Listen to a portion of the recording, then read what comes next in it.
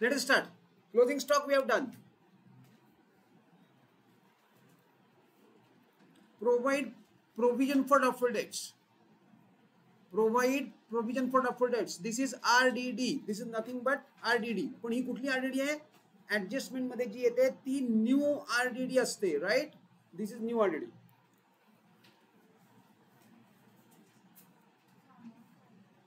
एक मिनिट थांबा हा, एक minute. There's a little problem here.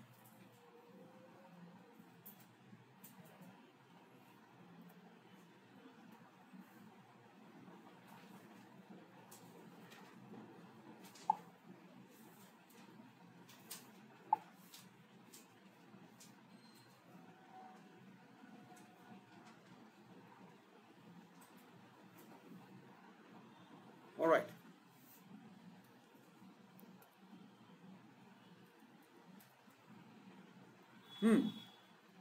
Yes, sorry. Chala. What is this? This is new RDD. He new RDD आहे, right? New RDD. New RDD. हे new RDD आहे. आता new RDDचा आपण काय करतो? डेटर्सशी संबंध आहे. डेटर्स मधनं पहिले मायनस. आता डेटर्सला तुम्ही काय केलंय? फुल फॉर्मॅट ठेवलाय का कसं केलंय?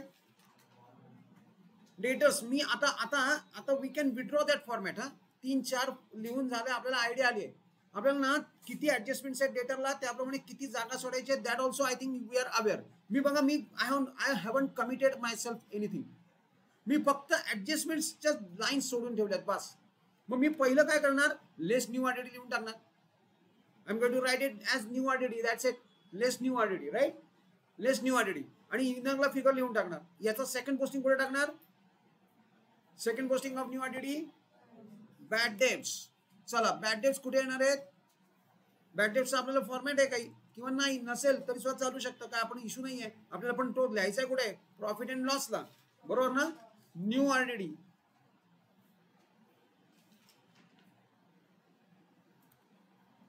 New RDD. आता एकच ऍडजस्टमेंट आहे, त्यामुळे मी आता बॅड डेट्सचा फॉर्मॅट ज्यांनी फॉर्मॅट केलाय त्यांनी त्याच्या फिल इन द ब्लँक्स मध्ये लिहून टाकायचंय. आणि नाही तर नुसतं न्यू RDD. ज्यांनी बॅड डेट्स लिहिलेले नाही, हळूहळू तो फॉर्मॅट आपण विड्रॉ करू. Withdraw in what sense? तुम्ही आता इनिशियली राहून दे पाहिजे तर, आणि तुम्हाला जर इज वाटत असेल तर लेट इट बी, काही प्रॉब्लेम नाही. पण हळूहळू तुम्हाला तो विड्रॉ करायचा आहे, कारण you cannot commit your self. तुम्हाला आधीच माहित नसतं की कुठले ऍडजस्टमेंट येणार आहेत. म्हणून तो जेव्हा तुम्हाला पेपर वाचाल तेव्हा तुम्ही ठरवा की हा फॉर्मॅट लिहायचा का नाही. New RDD. चलो next. Create reserve for discount on debtors. हा, आता काय करायचं आहे? Discount on debtors. डेटर्सवर डिस्काउंट करायचं आहे. मग त्यासाठी आपल्याला पहिले डेटर्सवर ही जी अमाऊंट आली आहे या अमाऊंटवर आपण डिस्काउंट ट्राय करणार, हे कॅल्क्युलेट करणार. किती पर्सेंट डिस्काउंट आहे? 3%. 3% ऑफ दिस. मी कसं करतो बघा, मी फास्ट कसा करतो. मी 3% म्हणजे सिंगल डिजिट आहे ना, सिंगल डिजिट म्हणजे पहिले 2 डिजिट शेवटचे उडवून टाकले, शेवटच्या 2 म्हणजे 785. 785 इंटू 3 किती येतात? 2355. 2355. आणि आपल्याला येतात 7614. 7614 डिस्काउंट मायनस करून. आता या डिस्काउंटचा रिलेशन आहे. डेटर्सना जो डिस्काउंट लेस होतो तो डिस्काउंट अलाउ असतो.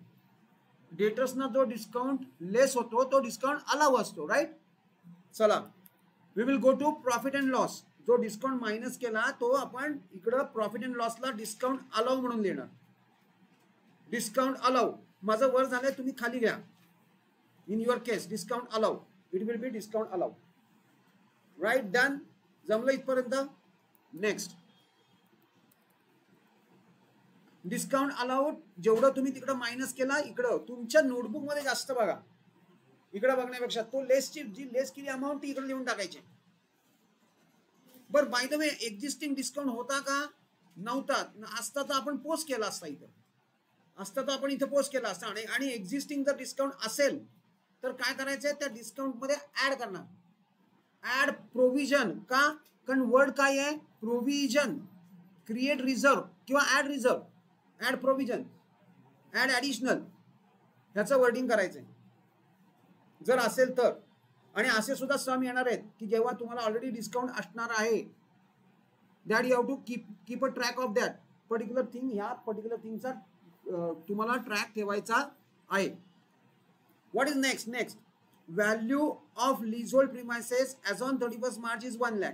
इथं आपल्याला दिसते leasehold premises is 1,10,000. That has drop to 1 lakh. Reduction in the value of asset is called as depreciation. Reduction in the value of asset answer in हे काय म्हणतात त्याला, नाही वन सेंटेन्स पेक्षा असं सुद्धा येऊ शकतं की right a word or a phrase. Decrease in the value of asset is depreciation. चला डिप्रिसिएशन बुक करून टाकूया. कुठे आपण लीजहोल्ड प्रिमायसेस ऑलरेडी इनरला घेतलाय, त्याच्यातनं लेस डिप्रिसिएशन मायनस करा. लेस डिप्रिसिएशन यातनं हे मायनस केलं, आउटरला 1 लाख राईट. आणि डिप्रिसिएशनचा सेकंड इफेक्ट असतो कुठे, प्रॉफिट अँड लॉस. हॅलो, अरे एवढ्या लेट जर आलास ना तू, पुढच्या वेळेला जॉईन होता येणार नाही, क्लास सुरू झालेला असतो. आणि कुठे आहे तुझं, नाही कुठे आहे, नाही काही नाहीये, नथिंग. परत कर.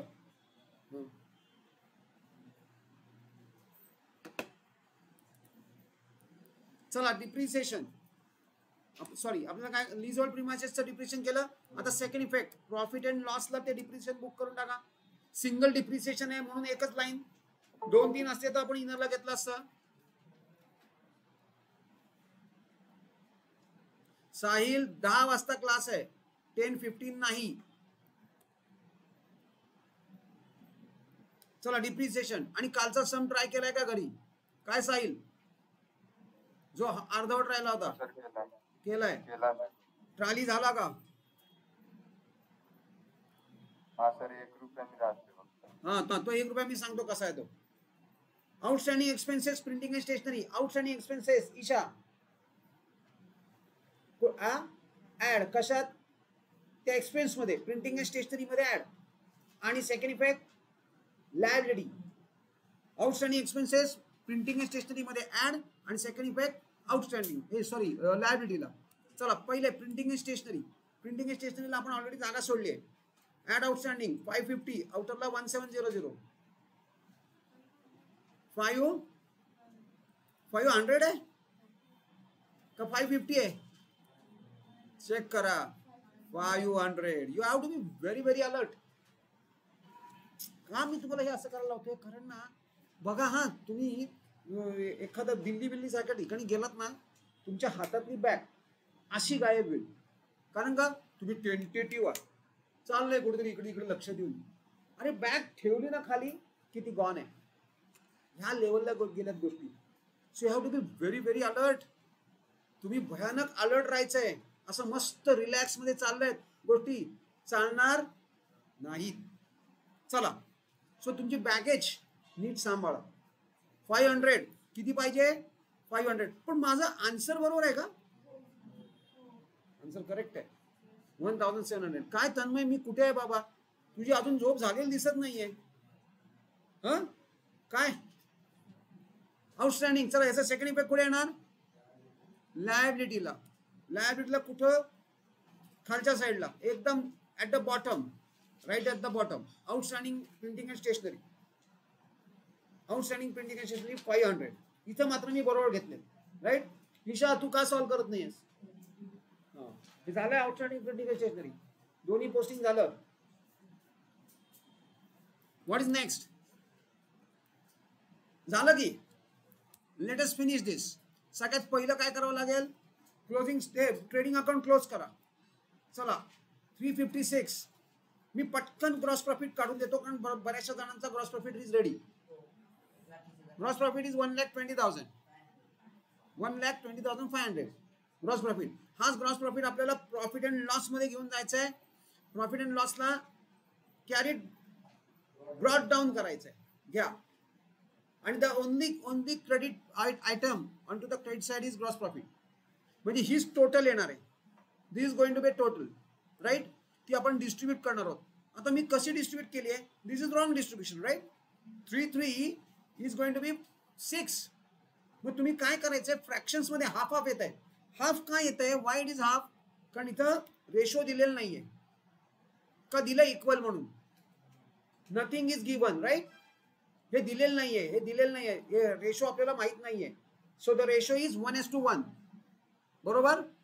मग आपण हा जो नेट प्रॉफिट कॅल्क्युलेट केलाय तो डिस्ट्रीब्यूट केलाय 1/2 मध्ये, पण तो कसा येतो, फ्रॅक्शन मध्ये येतो, 0.5 मध्ये.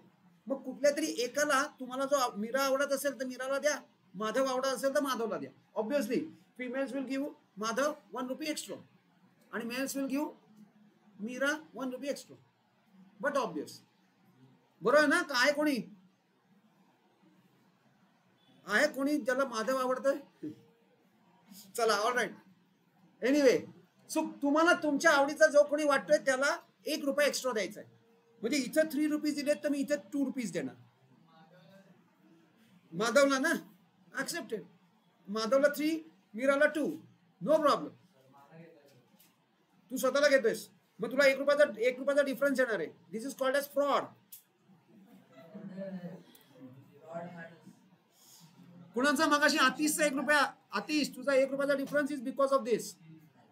You have to adjust that particular thing. तुम्हाला हे ऍडजस्ट करावं लागेल. 3 आणि 2 हे मी काय करतोय कळतंय का काय आयुष, प्रणीत, हे मी काय केलं ऍडजस्टमेंट. जर तुम्ही केलं नाही ना तर तुम्हाला कळणार नाही, तुम्ही जर केलं तरच कळणार.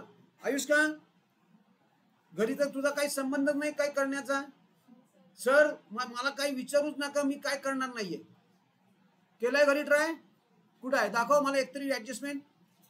काय केली, कुठली केली, किती झाला, टॅली करायचा प्रयत्न केला, कुठे कॅल्क्युलेशन दाखव. ही कॅल्क्युलेशन्स, अरे जो टॅली करतो ना त्याचा अख्खं पेज किंवा प्रयत्न करतो ना, जो मी सांगतो तुम्हाला, हे बघा तुम्ही मला सांगितलं, मी ट्राय केला, जो ट्राय करतो ना त्याची backside of your notebook entire field असते. कारण तो ट्राय तुमचा एक वेळ नसतो, 3-4 वेळा तुम्ही टोटल करता, मग तुमचे जाऊन काय कुठेतरी काहीतरी येतं. काही केलेलं नाही आणि म्हणे मी ट्राय केलंय, असं नाही यार. हे बघ, पार्टनर्स कॅपिटल ह्या दोघांना आपण डिस्ट्रीब्यूट केलं. We have distributed his net profit half 50-50%. म्हणजे काय, याला 1/2 नी 1 into half 1/2 म्हणजे 1/2 यानी 2 या दोघांना मल्टिप्लाय करायचंय. म्हणजेच खर्च काय करायचंय, या दोघांना 2 नी डिवाइड, ह्याला 2 नी डिवाइड करायचंय, म्हणजे या दोघांचा शेअर येणार. तुला पार्टनर्स आहेत ते, जो नेट प्रॉफिट होईल तो पार्टनर्स मध्ये डिस्ट्रीब्यूट करावा लागेल, तो केलाय. आणि मग ऑब्विसली या दोघांची टोटल ही आली पाहिजे, पण ती इथे येत नाही ना, कारण 336 होतो, मग इथे हॅज टू बी 2. कुणाला तरी एकाला 1 रुपया कमी आणि कुणाला तरी एकाला 1 रुपया जास्त द्यायला लागेल. ऑलराईट, चलो move on. What we have to do now. Second कुठे जाणार आपण, बॅलन्स शीटला, कॅपिटल मध्ये. I want to capital now. Capital मध्ये ते ऍड करा नेट प्रॉफिट 3. मी ऍक्च्युली इथं 2 केलाय बघा, दिसते. हा बोल ना. रॉयल्टी ट्रेडिंग मध्ये का जाते, why it is royalty is in trading. What is royalty. Royalty is related to production. Production कुठे होतं, फॅक्टरी मध्ये. Factory belongs to. What is royalty आपण डिस्कस केलंय. तुम्ही एखादा हिरो होंडाची केस आहे, तुम्ही एखादं पेटंट घेतलं कुठल्या तरी कंपनीचं, की ते तुम्ही त्या मोटर्स बनवणार आणि विकणार. बनवण्याचं रॉयल्टी असते. तुम्ही जेवढ्या मोटरसायकल्स बनवल्या तेवढ्या मोटरसायकलवरती त्या कंपनीला तुम्हाला रॉयल्टी द्यावी लागते त्या नंबर प्रमाणे. म्हणजे तुम्ही 100 युनिट्स बनवलेत तर 100 into से 100 रुपीज, तेवढी रॉयल्टी त्या दुसऱ्या ज्याच्याकडनं तुम्ही पेटंट घेतलेत त्या कंपनीला द्यावी लागते. हे रॉयल्टी तुम्ही कशावर पे केली, प्रोडक्शन. म्हणून दॅट इज डायरेक्ट एक्सपेन्स. हा डायरेक्ट आहे, प्रोडक्शनशी लिंक आहे, म्हणून ट्रेडिंग अकाउंटला येणार आहे रॉयल्टी. कळला, why royalty is on to trading account. चलो आता काय करायचंय, बॅलन्स शीटची टोटल करूया. बॅलन्स शीटची टोटल चेक करा. सॉरी, बॅलन्स शीटची टोटल 3,30,450. कॅपिटल आउटरला आलेत तुमचे, चेक करा कॅपिटलचा आउटर कॉलम्स. 1,19,723 आणि 121,222. चला, जेवढ्यांनी सगळ्यांनी सॉल्व्ह केलं होतं, किती जणांचं करेक्ट आहे? कोणी ट्राय केलं होतं? ट्राय काय झालं? कुठे चूक झाली? काय व्हॉट वॉज अ मिस्टेक? अमाऊंटच चुकल्या म्हणजे कॅज्युअल अप्रोच. मी साधं तुम्हाला बघून लिहिता येत नाहीये. बघा, मी काय सांगतो, माझ्याकडे अशा कंपन्या आहेत की ज्यांच्यासाठी मी टेक्निकल इंटरव्ह्यूचे क्वेश्चन पेपर तयार करतो. टेक्निकल इंटरव्ह्यूचं मी सगळ्यात पहिलं ना हेच लिहितो. सगळ्यात पहिले आम्ही एक सिंपल एक बॅलन्स शीट दिलेली असते, ती फक्त कॉपी करायची असते तुम्हाला. सगळ्यात पहिले असे कॅन्डिडेट्स बाहेर होतात की जे नुसतं साधं बघून लिहिता येत नाही. 50% of the candidates vanish over there itself. बघा, मी सांगतोय तुम्हाला, या आमच्या एवढ्या ओळखी विळखी आहेत ना की यू रिअली डोंट नो की काय लेवलला गोष्टी आहेत आणि आम्ही काय लेवलला प्रयत्न करतोय तुमचा करिअर बिल्ड करण्याचा. ती मी सांगते ना तुम्हाला, मी टेक्निकल आणि ते मला स्किल सेट विचारतात तेव्हा मी सांगतो की सगळ्यात पहिले हे करा साहेब. दुसरी स्किल सेट, करोड्स मधल्या फिगर. करोडची फिगर तर वाचताच येत नाही. गॅरंटी आहे माझी, चॅलेंज आहे सगळ्यांना. बघू, मी इथं घेऊन येणार आहे, करोडची फिगर वाचून दाखवा. 2 मिनिटं मी बोलतोय. सो करोडची फिगर तुम्हाला वाचता येत नाही. मी बॅलन्स शीट सगळ्या करोड्स मध्ये करून ठेवतो. आम्ही किती वेळा बोर्डाला रिक्वेस्ट केली की ह्या फिगर्स करोड्स मध्ये घेऊन या. करोड्स मध्ये आल्या ना तर तुमचे अमाऊंटच्या हे ना किती ओव्हरफ्लो होईल बघा. करोडची फिगर लिहून बघा, केवढा मोठ्या अमाऊंटचे कॉलम लागतील. पण पाहिजे आताची सिच्युएशन अशी आहे की सगळ्या फिगर्स करोड्स मध्ये गेल्यात. चलो, येस बोल. तुला माहिती, मला काय माहिती? I am not going to keep a track of this. Sorry, तुम्ही तुमचा ट्रॅक ठेवायचा आहे. मला नाही, मला कसं माहिती असणार तू किती वेळ घेतलास? मी तुम्हाला टाइम सांगू शकतो. It should not be more than 45 minutes. हा, तुम्हाला 45 मिनिट्स पेक्षा जास्त लागता कामा नाहीत. राईट? हो. अरे पण फक्त ऍडजस्टमेंट्स होत्या. गुड. आता हे मला कसं काय माहिती? तू तुझा तो ट्रॅक ठेव. तुझ्याकडे हे सगळं प्रत्येकाने ठेवायचं आहे. मी प्रत्येकाचे ट्रॅक नाही ठेवू शकणार आहे. तुम्ही ज्याच्यात आधी स्वतःचं टायमिंग पाहिजे वरती लिहून ठेवा, किती मिनिटात सॉल्व्ह झाला काय सगळं. चलो, व्हॉट इज नेक्स्ट नाउ? बघा, टोटल किती आली करायची राहिली तुझी. कशाची टोटल पाहिजे तुला? बॅलन्स शीटची टोटल किती आहे त्याला सांगा. बॅलन्स शीटची टोटल काय? 3,30,445. चला, आजपासून तुम्हाला होमवर्क स्टार्ट झालेला आहे. तो येईल तुम्हाला. असाइन ऑलरेडी झालेला आहे. That will be flashing on to your mobiles. तुमच्या मोबाईलवर ते इंटिमेशन्स असतील ऑन, तर तुम्हाला ते येतं. आय होप सगळ्यांना आज पण 4 क्वेश्चन्स असाइन झाले असतील इकॉनॉमिक्स. हे सगळे 5-5 मिनिटांचे, maximum 5 minutes, not more than that. आणि most of you have started doing it and in fact they have understood. You just have to keep on doing it unless your score is out of. तुमचा जोपर्यंत score out of येत नाही तोपर्यंत तुम्ही करत राहायचंय. हा, तसं होणार. तुम्ही जरा नीट चेक करा. खरं आपल्याला वाटतं आपलं स्पेलिंग बरोबर आहे, पण खरंच आपलं स्पेलिंग बरोबर आहे का? ऐका, ऐकून घ्या. एक आमच्याकडे एक लिमिट आहे. आता स्लायसिंग मधला एस कॅपिटल नसेल तर तो रॉंगच दाखवणार. एक्झॅक्टली, म्हणून सांगते मी तुम्हाला थोडस तुम्ही थोडंसं ठेवा. आम्ही ते करेक्ट करतो. काय आधी ती पहिलं तिचा स्कोर होता 2, आता स्कोर किती आहे? कारण करेक्ट होतं काही, बरंचसं तिने करेक्ट केलंय. जिथं टायपिंग आहे ना, तुम्ही तसंच ठेवा. आन्सर्स खाली येतात ना, ती चेक करा तुमची आणि त्यांची बरोबर आहेत ना, मग दॅन यू आर थ्रू. हा, व्हेरी गुड. अरे व्हायलाच पाहिजे. झाली सांगतोयस काय सांगतोयस? अरे हे सगळं वरातीमधनं घोडं आहे बाळा. चला, now what we should do now. आपण काय करणार आहोत बघा. आपण ऑलरेडी we have completed किती, how many sums? 4 5 4 का 5? 1 आणि 4 हे आपण प्रॅक्टिकल सम्स सोडवले आणि माझ्याकडचे 2 बरोबर, टोटल 4 झाले. 5 झाले, 5 झाले म्हणजे काउंटिंग सुद्धा आपल्याकडे नाही आहे. काही 4 म्हणतात, काही 5 म्हणतात. 5 झाले. All right, 5. Yes, perfect. 5 झाले. चला बघा मी काय करतोय, व्हॉट आय एम डुईंग. मी सपोज तुम्हाला असं दिलं की फक्त प्रॉफिट अँड लॉस बनवा, don't prepare balance sheet. Can you do this? चलो लेट अस चेक. तुम्ही आता एक फॉर्मॅट रेडी केलेला आहे, तुम्ही आखून आणला असेल. फक्त काय होईल, बॅलन्स शीट ब्लँक राहील. Let it be, we are going to use that format. चला मी प्रॅक्टिकल प्रॉब्लेम नंबर 9 ओपन करतोय. Practical problem number 9.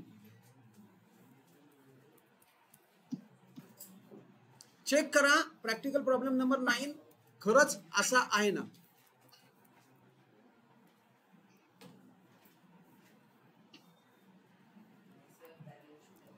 मग थांबा 2 मिनिटं, मी सांगतो कुठला. मोहिनी आणि रोहिणी, चेक करूया. मोहिनी आणि रोहिणी.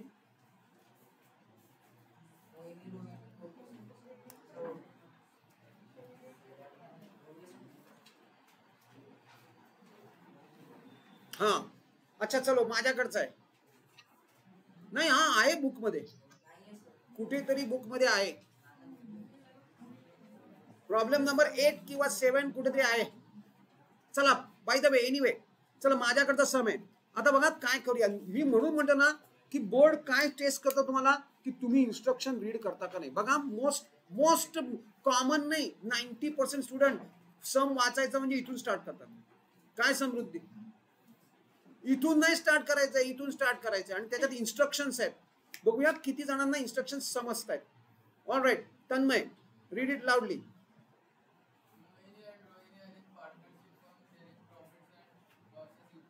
थांब, आता क्लिअर कट दिलाय, प्रॉफिट्स अँड लॉसेस इक्वली म्हणून ते शेअर करतात. म्हणजे रेशो काय येणार, समृद्धी 1:1. 1:1 म्हणजे काय, आता लक्ष इकडे दे. 1/2. All right, continue.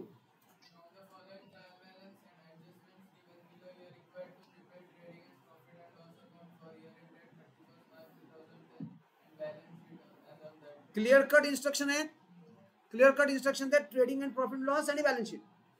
सपोज मी तुम्हाला नुसतं सांगितलं की यस ओनली फक्त ट्रेडिंग अँड प्रॉफिट लॉस बनवा, तुम्हाला बनवता आला पाहिजे.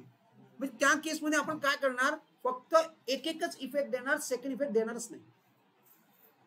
जे बॅलन्स शीटचे इफेक्ट्स आहेत that we are not going to take in to consideration. म्हणून मी मुद्दामून इथे ओपन केलाय. सी काय आहे, इथे क्लिअर कट इन्स्ट्रक्शन्स असतात म्हणून त्या वाचायच्या, की तुम्हाला काय बनवायला दिलंय. नुसतं ट्रेडिंग अँड प्रॉफिट लॉस दिलाय का, बॅलन्स शीट दिली का, फक्त बॅलन्स शीट दिली. नुसती बॅलन्स शीट आली तर शुडंट बी अ प्रॉब्लेम, तरी सुद्धा होऊ शकतं. 1 मिनिट द्या, मी बुक ओपन करतो.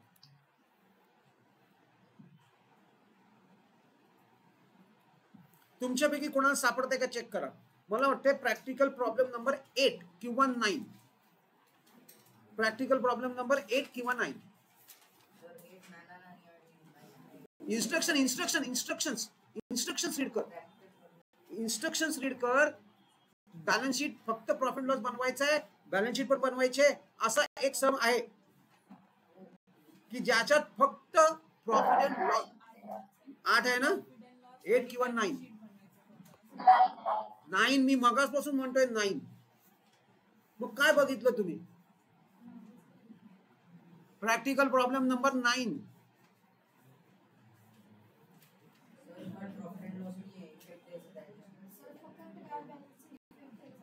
फक्त ट्रायल बॅलन्सचे इफेक्ट द्यायचे, कुठे देणार.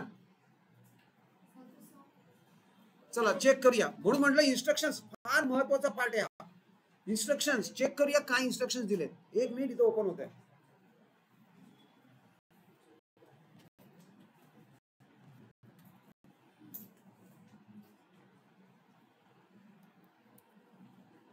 एकदा रीड करा. कोण रीड करते. आदिती रीड कर. आदितीचं sounding is very good. Yes Aditi.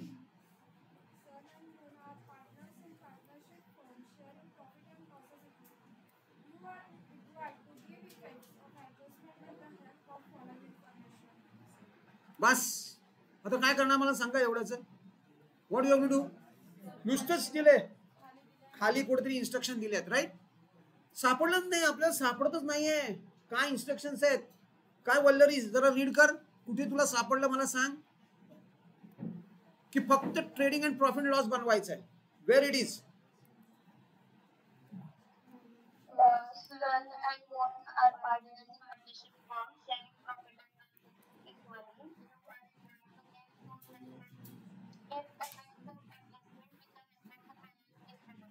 Okay पण माझ्यात असं कुठे लिहिलंय की फक्त only trading and profit loss prepare करा? वेअर इट इज रिटर्न आहे कुठे? ऍडजस्टमेंटच्या खाली लिहिलंय. काय लिहिलंय? अशा पण इन्स्ट्रक्शन्स येणार आहेत की फक्त बॅलन्स शीट बनवायचे आणि पार्टनर्स करंट अकाउंट बनवायचे. आपण आता प्रॅक्टिकल प्रॉब्लेम 9 करणार नाही कारण आपण अजून करंट अकाउंटला पोहोचलेलो नाही. मला तुम्हाला एक्झाम्पल द्यायचे. फक्त trading and profit loss, only trading and profit loss. Can we do this? आपण करू शकतो राईट. चला मग तो तुम्ही कुठल्याही समचा करू शकता, कुठलाही करू शकता. आता 9चा सुद्धा करू शकता पण त्यात करंट अकाउंट आहे. अजून आपण करंट अकाउंट सगळ्यात शेवटी करणार आहोत. आपण एका टाईपचे सम सगळे करतो राईट. फक्त मी मुद्दा म्हणून तुम्हाला का इथं आणलंय कारण असं असू शकतं, अशी इन्स्ट्रक्शन्स येतात आणि आलेली पण आहेत सम्स. त्यामुळे you have to be very very attentive किंवा you have to be very very much alert. तुम्ही वाचा काय दिलंय, इन्स्ट्रक्शन्स काय आहेत. नाही नको असताना काहीतरी करून याल. अशा वेळेला जर तुम्ही बॅलन्स शीट बनवली तर it will be a negative marking. तुम्ही एकतर काही गरज नसताना बॅलन्स शीट बनवली. चला वर्किंग नोट मध्ये तुम्ही बॅलन्स शीट बनवणार, तुमचा कमीत कमी 15 मिनिटात पेपर मधले गेले. तुम्हाला फक्त प्रॉफिट अँड लॉस बनवता आला पाहिजे. राईट आहे? जमेल? प्रॅक्टिस करूया. बघा मी काय करतोय, ओपन काय करतोय. What I am opening. मी फक्त आपल्याला आज प्रॉफिट अँड लॉस बनवायचं आहे, बाकी काहीही बनवायचं नाही. मी बुक ओपन केलंय. I have open a book आणि बघा मी बुक मधला प्रॅक्टिकल प्रॉब्लेम एक 9 नंबर आपण करणार आहोत पण आत्ता नाही. नॉट नाव. 9 आपण सगळ्यात शेवटी करणार म्हणजे जेव्हा आपण करंट अकाउंट सॉल्व करू तेव्हा. करंट अकाउंट काय आहे हे आपण ऑलरेडी डिस्कस केलंय. By the way current account वरनं मला आठवलं. चला काय आहे करंट अकाउंट कुठून आलं पिक्चर मध्ये? From where this current account has come into picture? Fix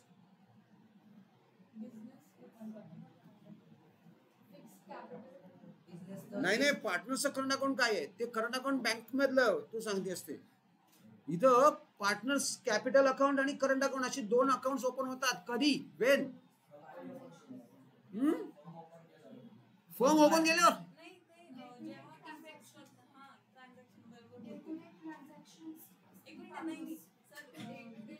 त्याचा काही संबंध नाहीये. अरे नाही अरे आपण हे लेक्चर नंबर 2 दुसऱ्या लेक्चर मध्ये केलं होतं. Types of capital account.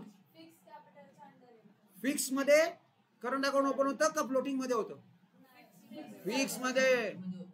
बघा 4 दिन नाही झाले तर तुम्ही विसरायला पण सुरुवात केली.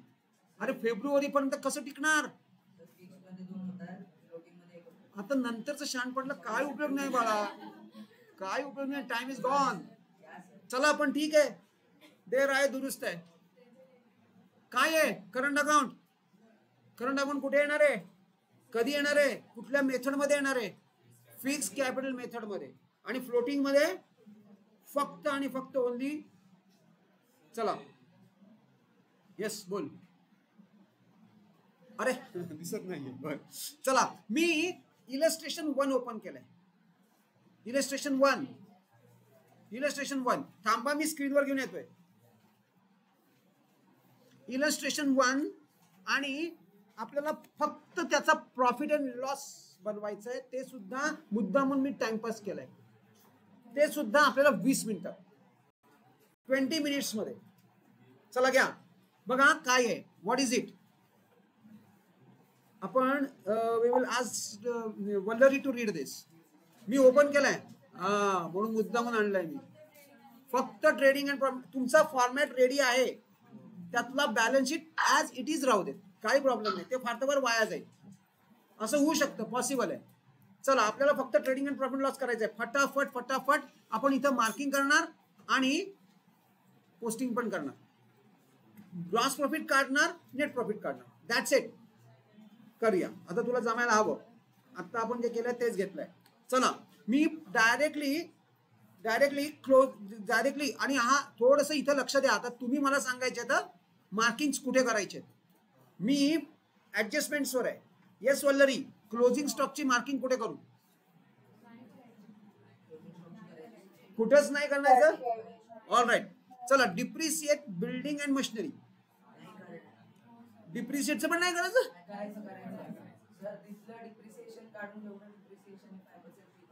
चला मी आधी मार्किंग करून घेतो. राईट. बिल्डिंग चेक करा मला कुठे बिल्डिंग, ही बघा आली building. Building, then what is next? Machinery. All right, दोन्ही झालं. पुढे what is next? Goods worth ₹1,000 taken by Daya.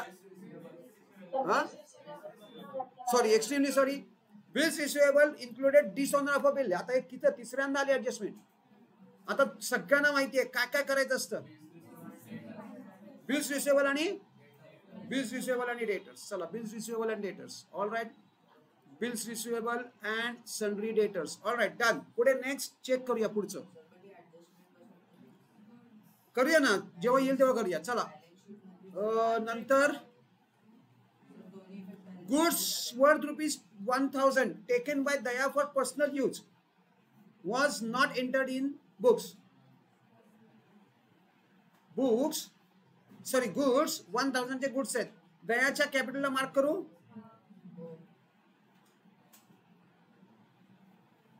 All right, next. लक्ष इकडे दे. Next, write off ₹1,800 as bad debts and maintain RDD 5%. Yes, Samruddhi. What is write off 1,800 as bad debts? Bad debts. या bad डेब्सला काय म्हणतो आपण? This is, तिला help करा, फर्दर बॅड डेब्स. आणि हे काय आहेत? New RDD. हे दोन्ही कुणाला हिट करतात?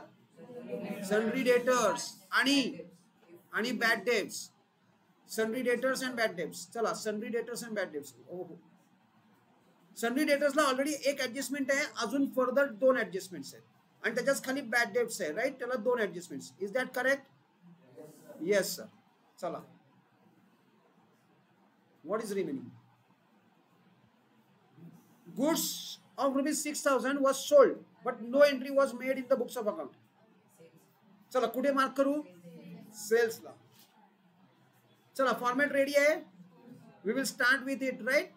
ज्यांना पुढे जायचंय त्यांनी they can go ahead with it. Already ratio दिलेला आहे का आपल्याला? Ratio is given 1:1. एक मिनिट मी सेल्सला मार्क करून घेतो आणि then we will start. All right, 1:1 चा शेअर आहे, 1:1 चा रेशो आहे.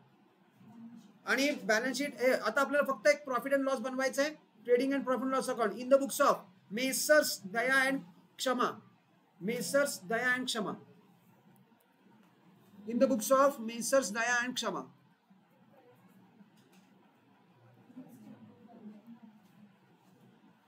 In the books of messrs Daya and Kshama. Right.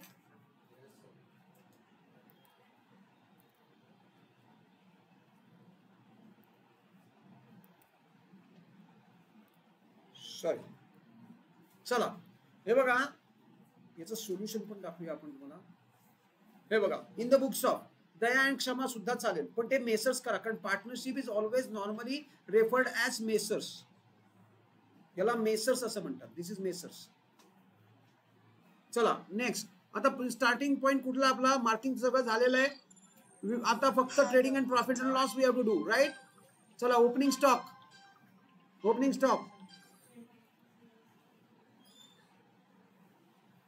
Opening stock, ट्रेडिंगचे ओपनिंग स्टॉक केला posting. Right. Yes. Next. Hello, 12:30 बोलू मी क्लासमध्ये. ओके. स्टॉक ओपनिंग स्टॉक झाला. नेक्स्ट बिल्स रिसिवेबल येईल का पोस्टिंग? इग्नोर करून टाका. किती फास्ट झालं बघा. इग्नोर. वेजेस अँड सॅलरी कुठे येणार? Inner outer. काय तन्मय, अरे कुठे आहे तू? येस आउटरला. चला ट्रेडिंगच्या डेबिटला wedges and salaries. Sundry debtors, अरे बापरे 3-3 4-4 आहेत, पण आपल्याला काही प्रॉब्लेम, आपण इग्नोर करणार आहोत sundry debtors. Bad debts ignore करणार.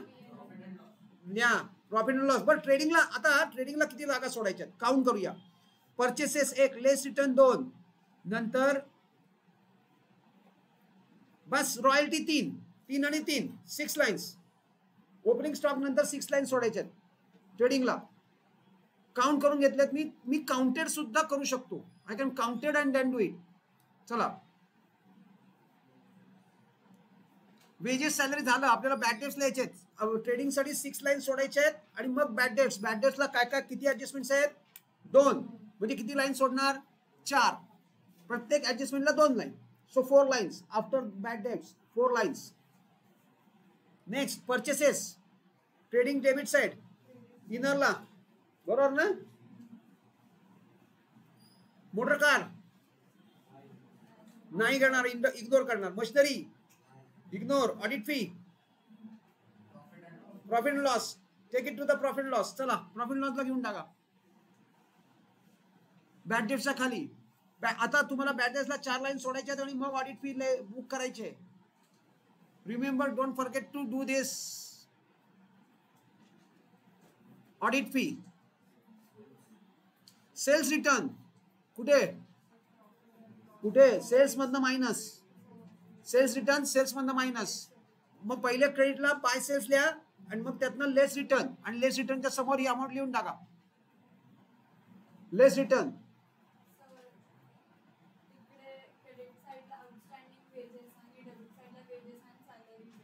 त्याचा काही संबंध नाही. ही लायबिलिटी आहे, हे एक्सपेन्स आहे. तुमचं ऍडजस्टमेंट करून दिले. ही तुमची ऍडजस्टमेंट, तुम्हाला फक्त पोस्ट करायचं. ट्रायल बॅलन्स तुम्हाला फक्त पोस्टिंग करायचा. ही ऍडजस्टमेंट नाही, तुमच्या अकाउंटंटनी ऍडजस्टमेंट केलेली आहे. चला सेल्स रिटर्न झाला. Discount. Rule of dick. What is the rule of dick? Post as it is. डेबिटचं डेबिटला, क्रेडिटचं क्रेडिटला. हा क्रेडिट आहे, हा डेबिट आहे, बरोबर? चला डेबिटचं डेबिटला घ्या. आता असे डिस्काउंट असतील आणि खाली डेटर आणि क्रेडिटरचे डिस्काउंट असतील तर ते या डिस्काउंट्सना हिट होणार. खाली ऍडजस्टमेंट मध्ये जर डिस्काउंट्स असतील, डिस्काउंट टू क्रेडिटर्स आणि डिस्काउंट टू डेटर्स, तर या डिस्काउंट्सना ते हिट होतात. हे लक्षात ठेवा. या डिस्काउंट मध्ये ऍड, मला सांगा ह्या डिस्काउंट मध्ये कुठला डिस्काउंट मी ऍड करणार? डेटर्सचा का क्रेडिटर्सचा? आणि या डिस्काउंट मध्ये क्रेडिटर्सचा. चला आता आपल्याला ते काही करायचं नाहीये, पण आपल्याला डिस्काउंट मात्र बुक करायचा आहे. केला. Inner outer. धनश्री कुठे पोस्ट करणार डिस्काउंट? कुठं कुठं कुठली? पे एंड डेला, म्हणजे खालच्या साईडला. नंतर बिल्डिंग. बिल्डिंग करणार आपलं काय घेणं देणं काही नाही. Cash at bank, investment, advertisement. Yes yes, hidden adjustment आहे. Don't forget to do this hidden adjustment. हा ही मात्र येणार तुमची. इथे हिडन काय आहे? 10% कशाच्या? What is the formula? PRT. इथं चेक करा, बघा मी काय सांगतोय. पहिले हे 10% हिडन ऍडजस्टमेंट आहे. पर्सेंटेज आलं की हिडन ऍडजस्टमेंट. इन्व्हेस्टमेंटवर 10% इंटरेस्ट कॅल्क्युलेट करावं लागेल. PRT. P is principal 20%, 20,000. 10% rate of interest आणि टेन्युअर. आता चेक करायचा टेन्युअर साठी. आधी पहिले चेक करा तुम्ही इन्व्हेस्टमेंट केली आहे पण ऑलरेडी ह्याच्यात काही इंटरेस्ट आलंय का. पहिले इंटरेस्ट जे येणार ते नेहमी क्रेडिटला येणार. मी डेबिटला बघणारच नाही. I am going to search on to the credit side. Interest कुठे आहे? इंटरेस्ट नो, म्हणजे एंटायर 10% इंटरेस्ट इज आउटस्टँडिंग. सगळ्याच्या सगळं इंटरेस्ट आउटस्टँडिंग आहे. खरं तर याला म्हणतात accrued. It is not outstanding. Accrued काय असतं? अक्रूड म्हणजे जेव्हा तुमचं इन्कम आउटस्टँडिंग असतं तेव्हा त्याला अक्रूड म्हणतात. आणि जेव्हा एक्सपेन्स आउटस्टँडिंग असतो तेव्हा त्याला आउटस्टँडिंग म्हणतात. कळतंय का? चेक करा. अक्रूड आहे, दिस इज अक्रूड इंटरेस्ट. मग आपल्याला काय करावं लागेल? त्याची ऍडजस्टमेंट करावी लागेल. हिडन ऍडजस्टमेंट आहे. इन्व्हेस्टमेंट मध्ये ऍड आणि second effect profit loss credit side, debit नाही इन्कम आहे. चला घ्या प्रॉफिट लॉसच्या क्रेडिटला. प्रॉफिट लॉसच्या क्रेडिटला बाय इंटरेस्ट. प्रॉफिट लॉस कुठून स्टार्ट झालाय चेक करा. बॅड डेट्स पासून प्रॉफिट लॉस स्टार्ट झालाय. इंटरेस्ट क्रेडिटला येणार आहे. काय आयुष हे समजलं ना? कुठे ही हिडन ऍडजस्टमेंट विसरता कामा नये. प्रणित काय केलं मी? तुला कळलं कसं हिडन ऍडजस्टमेंट आहे? इथं काही नाही कळत आहे, असं काही दिलेलं नाही. 10%.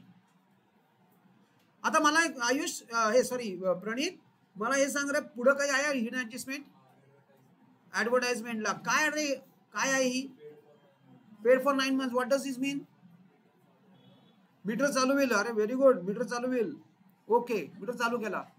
बरोबर आहे, you are correct. Go ahead. 1 April आणि हे 31 March. All right, perfect, go ahead. अरे पण मग आता डेट वरून नाही कळणार आहे. डेट वरून नाही कळणार आहे, मीटर वरून कळणार नाही, ह्या मंथ्स वरून कळणार. हे जी ऍडव्हर्टाइजमेंट आहे, दिस advertisement is for 9 months.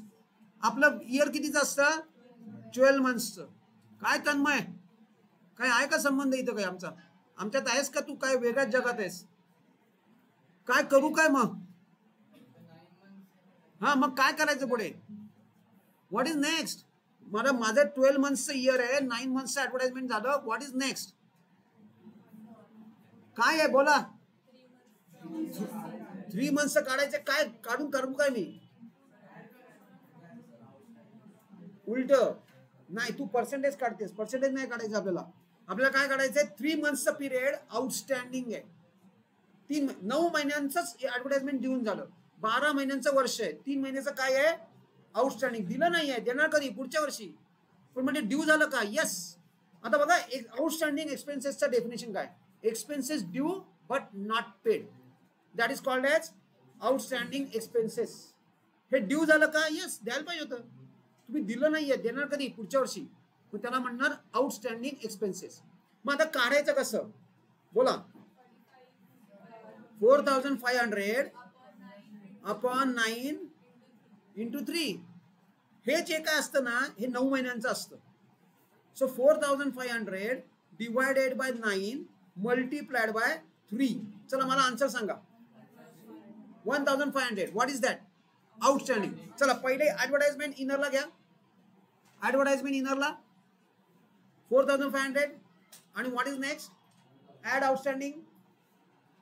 Add outstanding 1,500. पण याची सेकंड पोस्टिंग आपण करणार आज एकदम मस्त आहे. सेकंड नाही, थर्ड नाही, फोर्थ नाही, फक्त एकच. म्हणजे तुम्ही जर लकी असाल तुम्हाला अशा टाईपचा सम येऊ शकतो. चला झालं, ऍडव्हर्टाइजमेंट झालं. नाऊ रॉयल्टी, ट्रेडिंगचे डेबिट साइड, रॉयल्टी हे झालं ना सगळं. मी आन्सर याचं दाखवत नाहीये, मी फक्त डिक्टेट करतोय. तुम्ही करताय म्हणजे खरं तुम्ही करताय. चला रॉयल्टी कुठे टाकू? ट्रेडिंगची डेबिट साइड. रॉयल्टी ट्रेडिंगची डेबिट साइड, राईट. किती amount? Inner outer? Outer 3,000. Outer 3,000. आता फक्त क्रेडिटची आपल्याला पोस्टिंग करायचे आहेत. चला जनरल रिझर्व कुठे पोस्ट करणार? तन्मय, आतिश, श्रेयस, साहिल. पण कुठे करणार? केलं तर कुठे करणार? Balance sheet liability side general. आपण इथे घेणार नाही. ते कॅपिटल घेणार का? नाही. Creditors, RDD, yes. अरे पण तुम्ही तर जागाच सोडलेली नाही. आरडीडीला सोडली आहे का? Very good. चला कुठे काय करू मी? आरडीडीला 2 ऍडजस्ट, बॅडेसला 2 ऍडजस्टमेंट्स आणि शिवाय म्हणजे आपला फॉर्मॅट आहे. अशा वेळेला तुम्हाला लगेच कळतं इथं फॉर्मॅट आहे. इकडं आरडीडी आणि नाम आहे, तुम्हाला फॉर्मॅट आहे. मग तो फॉर्मॅट लिहून काढायचा. पहिले काय? बॅड डेट्स मध्ये ऍड काय? आयुष फॉर्मॅट सांग मला बॅड डेट्सचा. Add FBD, add new RDD आणि लेस ओल्ड आरडीडी. या ओल्ड आरडीटीच्या समोर लिहून टाका. ईशा फॉर्मॅट आठवतोय, जमतोय, आपण 11 पासून करतोय format. Same format I am using here. Hello, हाँ अरे अच्छा ऊपर देखो वो है क्या, मेरा मेरा बेटा है क्या, देखो. हाँ फर्स्ट फ्लोर पे देखो, फर्स्ट फ्लोर पे. हाँ अगर है तो उनको बोलो. हाँ.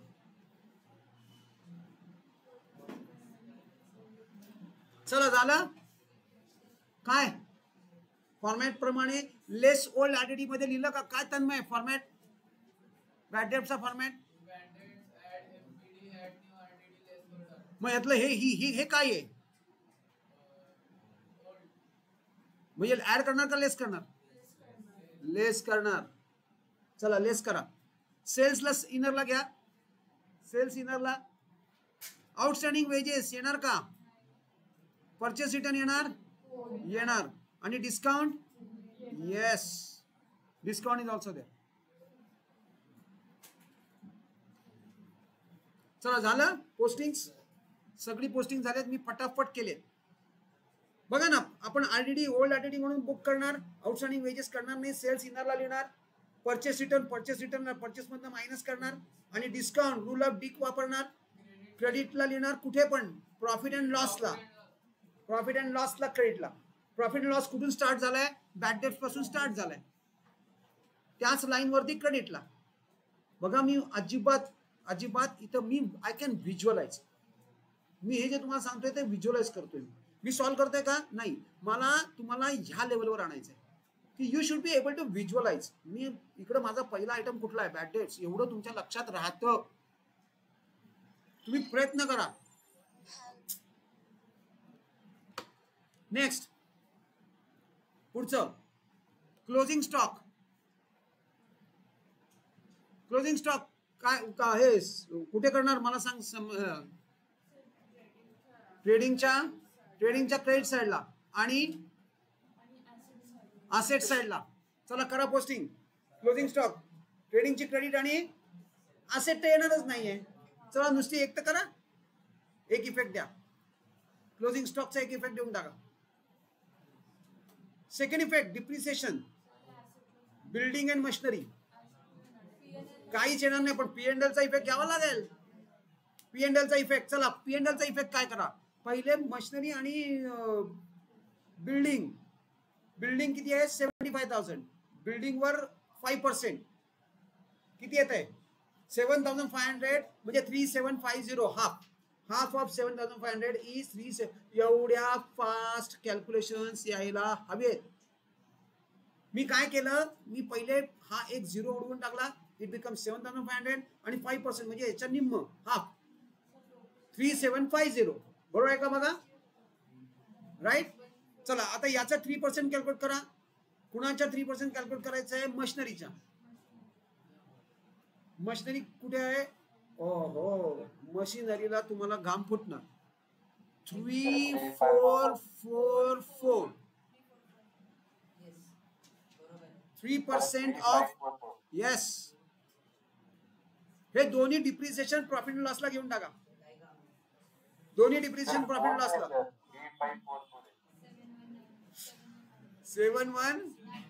7194 is outer column, total to the outer column depreciation. Next पुढची ऍडजस्टमेंट करूया. याची ऍडजस्टमेंट कुठे होणार आहे का, याची ऍडजस्टमेंट या दोन्ही इफेक्ट बॅलन्स शीटला आहेत. चला leave it. Goods worth ₹1,000 taken by Daya for personal use. याचा इफेक्ट येणार का नाही, येणार. ट्रेडिंगच्या क्रेडिटला, by goods taken over by Daya. Closing स्टॉकच्या वरती लिहायचं आहे, क्लोजिंग स्टॉकच्या वरती, by goods taken over by Daya, by goods taken over by Daya, by goods taken over by Daya. How much, 1,000. Second effect करणार आपण नाही आहोत. Write off 1,800 as bad dates. पहिला इफेक्ट डेटर्स मध्ये जाईल, पण सेकंड इफेक्ट बॅड डेट्सला येणार आहे. पण पहिले आधी डेटर्स मध्ये काय करावं लागेल, पहिले आधी डिसऑनर काय ना ते ऍड करावं लागेल. नीट लक्ष द्या, बघा नीट लक्ष द्या, नाही तर दुर्घटना घटी.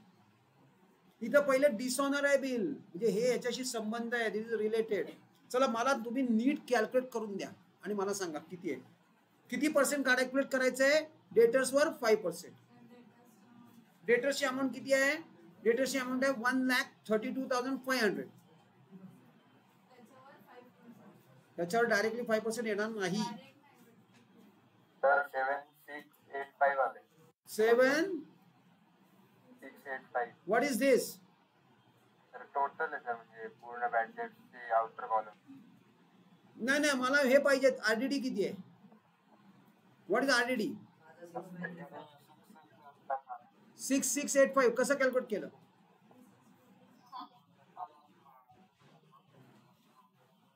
पहिले तो काय म्हणतोय, पहिले सन्ड्री डेटर्स मधनं डिसऑनर मायनस केलं. मायनस करणार का प्लस करणार? प्लस बोलतोय तो. प्लस केलं, मी मायनस करतो. प्लस केलं.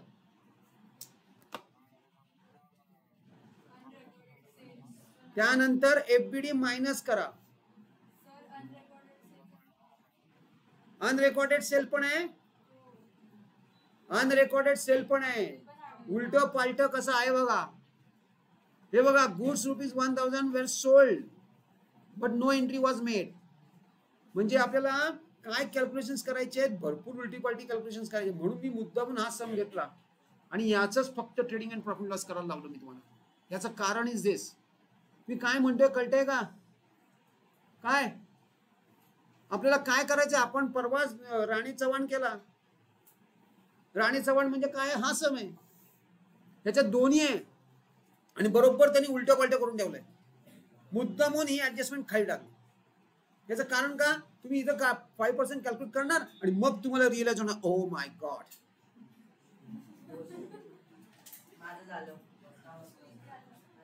जोर का झटका, धीरे से लगे. सो आता काय करायचं तुम्हाला? चला, what we are going to do. आज मी इथंच थांबणार आहे, पण अकाउंटच्या दृष्टीसाठी बघा, तुम्ही घरी जाऊन काय करायचंय, मला याचा प्रॉफिट अँड लॉस बनवून आणायचा आहे. नीट लक्ष द्या मी काय म्हणतोय. आपण मुद्दामून मी तुम्हाला इथंच सोडलेलं आहे. तुम्ही नीट सगळे इफेक्ट्स द्या, त्याच्यावरती तुम्हाला न्यू आरडीडी नीट कॅल्क्युलेट करायचे आणि सगळा क्लोज करायचा आहे. हा लास्टचा ऍडजस्टमेंट होती. काही गरज नाही, काही गरज नाही. येस वल्लरी, बोला वल्लरी.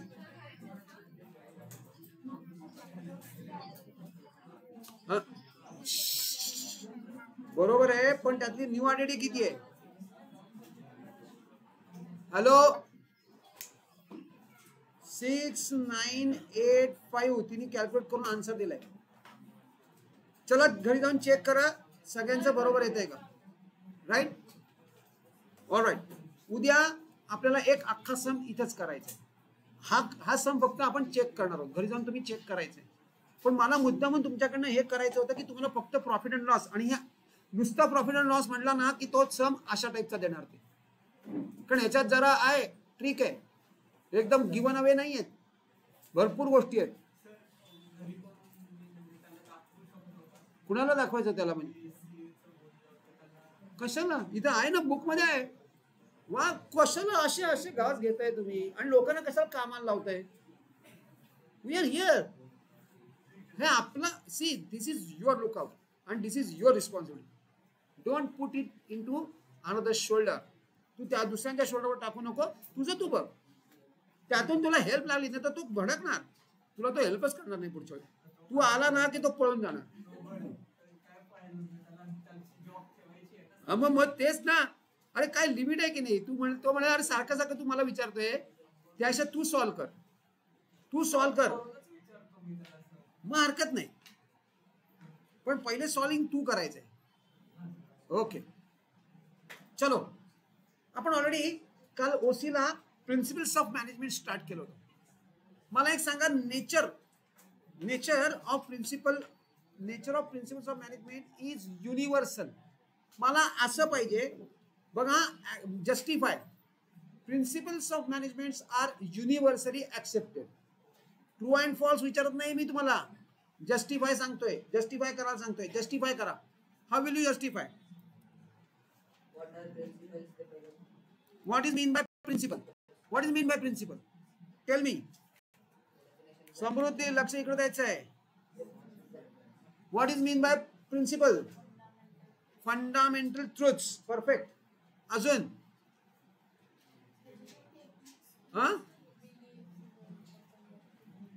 Beliefs? नाही. What is mean by principle? काय principal? they provide guidelines. Okay. Fundamental truths which provides guidelines to कशा कुणाला आणि काय इफेक्ट करतात ते. बिहेवियर अफेक्ट करतात कुणाच तरी. बिहेवियर अफेक्ट करतात. बिहेवियर अफेक्ट करण्यासाठी प्रिन्सिपल्स वापरणार आपण. आणि what is principle of management? जसं मी सांगितलं तसं. चला, तुम्हाला कमीत कमी 3 सेंटेन्सेस याचे तयार हवे. जेव्हा हे असं येतं ना, पहिलं ऍटलीस्ट एक तरी तिने फंडामेंटल तर सांगितलंच, बस सफिशियंट आहे. एक सेंटेन्स तरी तुम्हाला you have to be able to write about principles of management. These are हे प्रिन्सिपल्स काय आहेत? फंडामेंटल ट्रुथ्स आहेत. मॅनेजमेंट कशासाठी वापरणार आहे ते? Management is going to use that for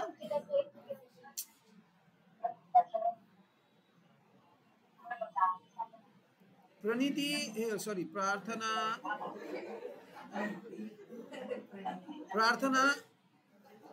तुला मी म्यूट केलंय. येस, चलो, ऑलराइट. येस, फंडामेंटल ट्रूथ, नंतर बिहेवियर अफेक्ट करायचं आहे. What else? अजून काय? चला, मी काय विचारलंय तुम्हाला? Universal, how it is universally accepted. मुळात ऍक्सेप्ट होतंय की नाही? युनिव्हर्सल ऍक्सेप्टन्स आहे. युनिव्हर्सल ऍक्सेप्टन्स आहे म्हणजे काय? It is accepted at 3-4 things. पहिलं, बिग और स्मॉल. म्हणजे काय? ऑर्गनायझेशन बिग असू देत नाही तर स्मॉल असू देत, principles of management are required. Indian, domestic और अब्रॉड. इंडियामध्ये पण ऍक्सेप्ट होणार, बाहेर पण ऍक्सेप्ट होणार. आणि थर्ड, टॉप. बघा, दॅट इज मेमरी बूस्टर. मी तुम्हाला हेच सांगतोय. And this is how you should study. These are memory boosters. तुम्हाला बरोबर ती कन्सेप्ट लक्षात येते झटकन. आणि म्हणून मी तुम्हाला मुद्दामून हा क्वेश्चन विचारलाय. चला, management principles are rigid. Justify. Rigid, okay, पण रिजिड आहेत. They are not rigid. म्हणजे मुळात जस्टिफिकेशन रॉंग आहे, right? So management principles are not rigid. All right. Management principles are not rigid हे कुठल्या नेचर मध्ये कव्हर झाले? These are general guidelines. ते रिजिड आहेत याचा अर्थ ते जनरल गाईडलाईन्स आहेत. जनरल गाईडलाईन्स म्हणजे काय? What is mean by general guidelines? They are not rules. ते रूल्स नाही आहेत, ते जनरल गाईडलाईन्स आहेत. जनरली यूज करायचे जस्ट फॉर टेकिंग डायरेक्शन. एखादं डायरेक्शन किंवा एखादी सिच्युएशन कशी सॉल्व्ह करायचे, सिच्युएशन कशी सॉल्व्ह करायचे, टॅक्टफुली हँडल करायचे सिच्युएशन. तुम्ही बिघडवून नाही ठेवायचे सिच्युएशन हँडल करायची. म्हणजे काय करायचं? एक गाव दोन तुकडे, चल येत नाही तर गळदा. असं मॅनेजर वागायला लागलं ना तर वाटच लागेल. सगळ्यांना बरोबर घेऊन जायचंय. एखादा जे मी जसं सांगितलं असं की काही असे वर्कर्स असणार आहेत की जे 90च प्रोड्यूस करणार आहेत. मग त्यांना काय सांगायचं? उद्यापासून येऊ नको, चल, तुला काही जमत नाही, काही नाही. 90 सांगितलं ना 100 बनवायचे. बघा, ही अशी असते का नाही? असे बोलतात. दिस इज नॉट इफेक्टिव्ह मॅनेजमेंट. तो मॅनेजर फेलच होणार. मग उलट काय करायचंय? व्हाय, त्याला बसवा, त्याच्याशी बोला. अरे बाबा, काय प्रॉब्लेम आहे? का तुझे 90 होत आहेत? हे बघ, बाकीच्यांनी ना एवढे केले. बघा कसं लगेच फरक पडतो. बघा, बोलण्यामध्ये लगेच फरक पडतो. की तुम्ही नुसते बोलला त्याशी ना तरी त्याला वाटतं अरे हा मॅनेजर आहे ना, हा चांगला आहे, विचार करतो. मग त्याच्या काहीतरी प्रॉब्लेम जेन्युइन असू शकतो. जसं आता सम्राट, त्याला रायटिंगचा प्रॉब्लेम आहे. We can take out some solutions out of it. We should find out. आता कसं माहिती का? नाही तर उद्यापासून येऊ नको रे क्लासला, इथे यू आर डिस्टर्बिंग. झालं, एक गाव दोन तुकडे. ना रहेगा बास ना बजेगी बस. असं करून चालत नाही, असं करून चालत नाही. So this is what is not rigid. Flexible म्हणजे तुम्हाला ना थोडंसं फ्लेक्सिबिलिटी आणि रिजिड हे दोन मिक्स करून लिहायचं आहे, मिक्स करून लिहायचं आहे. कधी ते विचारणार फ्लेक्सिबल, कधी ते विचारणार नॉट, म्हणजे किंवा जनरल गाईडलाईन्स, म्हणजे दे आर नॉट, पण ते असं विचारत नाही जनरल गाईडलाईन्स, ते विचारतात management principles are not rigid. बघा तुम्हाला हा क्वेश्चन येतोय की नाही, आणि हा क्वेश्चन पेपरमध्ये येतो असं माझं म्हणणं आहे. या दोन पैकी एक तुमच्या या वर्षीचा पेपरमध्ये आहे. जस्टिफायला चॅप्टर 1 वर एक जस्टिफिकेशन कन्फर्म आहे, एक जस्टिफिकेशन कन्फर्म येणार. चला आपण काल सिग्निफिकन्सला थांबलोय, right. We are stop at significance. Significance means what, की सिग्निफिकन्स मीन्स इम्पॉर्टन्स. सगळ्यात पहिलं significance, useful insight to the managers. तुम्ही नुसते प्रिन्सिपल्स ऑफ मॅनेजमेंट रीड करून गेलात ना, बघा तुमच्यासाठी आहेत ही जी principles of management readily available आहेत, ती जरी तुम्ही नीट व्यवस्थित अंडरस्टँड करून गेलात तरी half of the battle is वोन देअर इटसेल्फ. तुम्ही अर्धी बॅटल तिथंच वोन करणार. You will be ready. तुम्हाला ऑर्गनायझेशनच्या इन्साइट्स ऑलरेडी मिळतात. कसं डील करायचं आहे, कशी माणसं येऊ शकतात, how you are going to tackle the situation tactfully, हे सगळं तुम्हाला प्रिन्सिपल्स ऑफ मॅनेजमेंट मधनं ऑलरेडी आपल्याला कळतं. ह्याच्यामध्ये कळतं काय, तर पहिले अंडरस्टँडिंग होतं ऑर्गनायझेशनचं. या प्रिन्सिपल्स ऑफ मॅनेजमेंटमुळे आपल्याला अंडरस्टँडिंग होतं ऑर्गनायझेशनचं. शिवाय अंडरस्टँडिंग ऑफ अ सिच्युएशन आणि प्रॉब्लेम. तुम्हाला प्रॉब्लेम समजायला लागतात, अंडरस्टँड व्हायला लागतात. शिवाय काय होतं, सोल्युशन्स तुम्ही फाइंड आउट करू शकता because of use of principles of management. आपण सोल्युशन्स फाइंड आउट, मी पटापट काय कीवर्ड्स आहेत ते आयडेंटिफाय करतो. शिवाय काय, आउटकम ऑफ द एक्सपेरिमेंट्स किंवा एक्सपिरियन्स.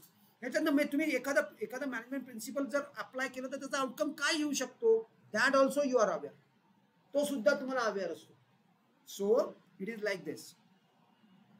आणि what is this, it is helping managers about manner in which he should act in different situation. एखाद्या सिच्युएशन मध्ये मॅनेजरनी कसं ऍक्ट करायचंय, that principles of management tails.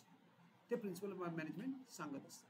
So पहिला importance is this, insight provide करतं. नुसतं बिझनेसचं नाही तर प्रॉब्लेमचे सुद्धा, आणि how to tackle them wisely. एखाद्या सिच्युएशन मध्ये कसं ऍक्टिंग करायचे. ऑब्विसली मॅनेजर सुद्धा ऍक्टिंग करत असतात बऱ्याच वेळा. ओरडण्याची ऍक्टिंग, खरं तो भडकलेला नसतो पण तो ओरडण्याची ऍक्टिंग करतो.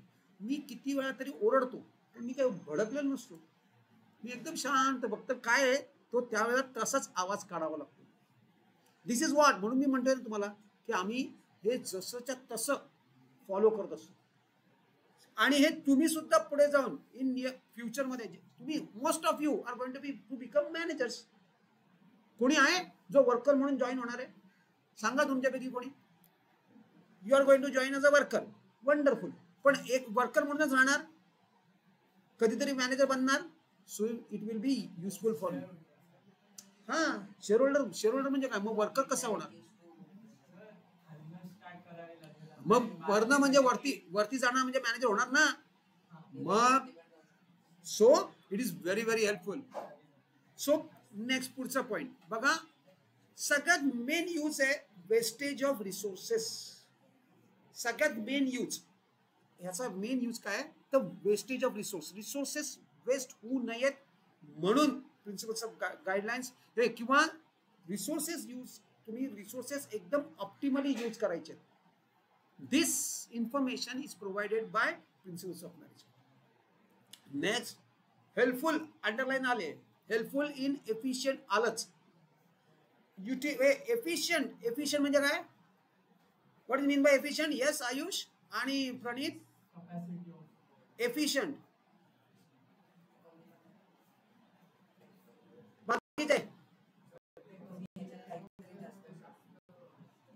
म्हणजे तुमच्याकडे, मला सांगा, तुमच्याकडे आता नॅचरल रिसोर्सेस हे तुम्हाला लिमिटेड आहेत का अनलिमिटेड आहेत? लिमिटेड आहेत. मग ते तुम्हाला कसे वापरावे लागतील, एफिशियंटली. मग हे काय आहेत, रिसोर्सेस. बरं, आता नॅचरल रिसोर्सेस आपण इकॉनॉमिक्स मध्ये सुद्धा हा पार्ट बघितलाय. आता आपण कमर्शियल टर्म मध्ये बघतोय.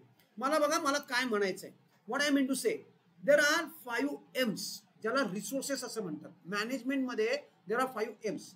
त्यातले 4 M इथे लिहिले, मटेरियल, मशीन, मनी, मॅनपॉवर.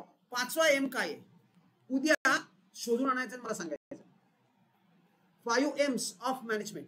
बघा मी काय सांगतोय तुम्हाला. हा, सो आता गुगल बाबा की जे नको, घरी जाऊन करा.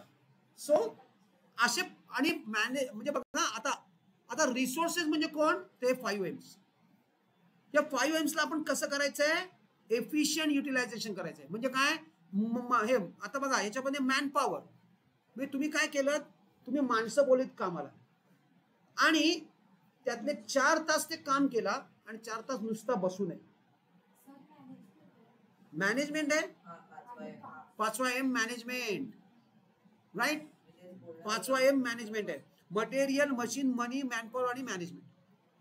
चला मला सांगा, मॅनपॉवरला तुम्ही एफिशियंटली यूज करायचंय. एफिशियंट यूज मॅनपॉवरचा कसं करणार. मशीन 8, त्याची कपॅसिटी 5000 युनिट्स पर डे ची प्रोडक्शनची आहे.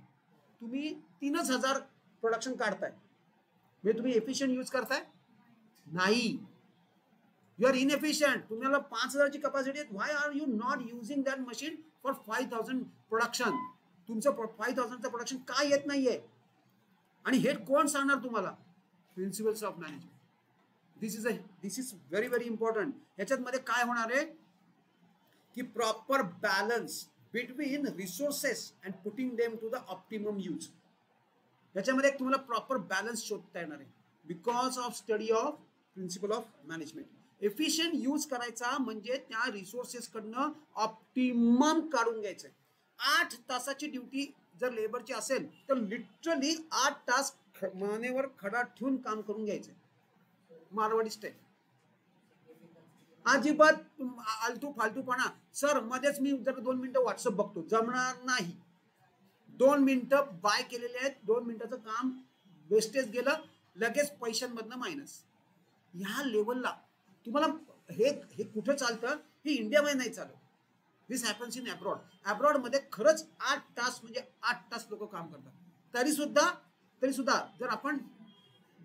जर आपण सर्वे बघितला किंवा तुम्ही रिसर्च करून बघितला, रिसर्च गुगलवरती आहे, वर्ल्ड ओव्हरमध्ये मॅक्सिमम प्रोडक्टिव्ह वेजेस, मॅक्सिमम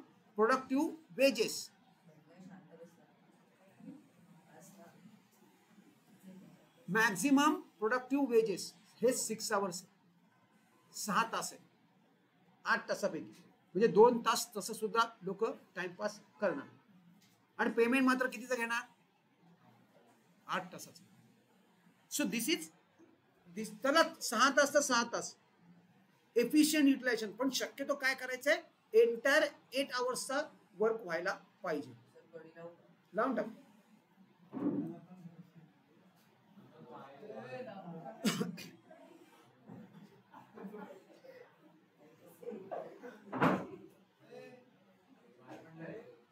चला बाकीच्यांनी लक्ष. हॅलो.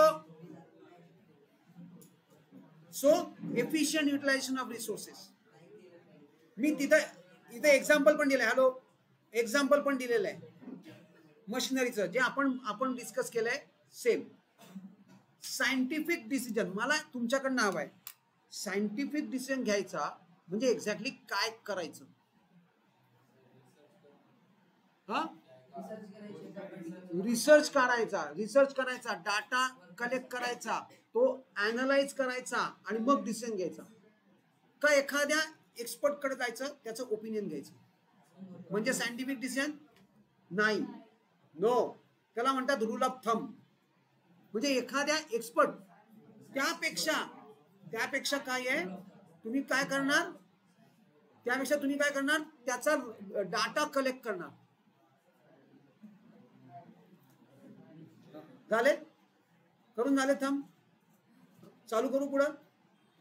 सो सायंटिफिक डिसिजन म्हणजे काय की तुम्ही सगळ्यात पहिलं काय करायचंय की त्याच्याबद्दल डिसिजन सिस्टमॅटिक डिसिजन घ्यायचा आहे की एक काय करायचं, एक प्रोसेस फॉलो करायची. डाटा कलेक्ट करा, तो अनालाइज करा, त्याचे काही कॅल्क्युलेशन्स काढा, कॅल्क्युलेशन्स तुम्हाला पटतात का चेक करा, तुमच्या बजेटमध्ये बसतात की नाही चेक करा, than your decision could be correct.